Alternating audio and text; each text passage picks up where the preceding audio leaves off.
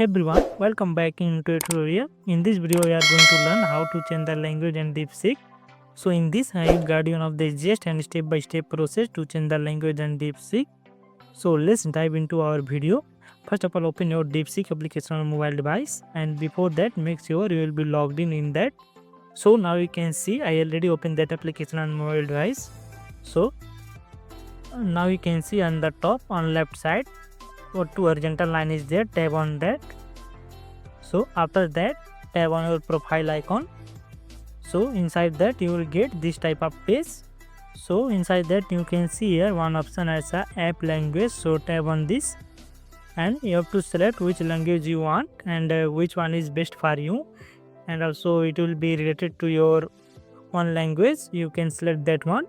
Then after selecting that language, now you can see here on down option is there. Click on done.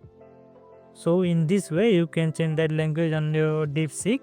So if you like this video helpful, please don't forget to like, subscribe and comment below. Thanks for watching this video.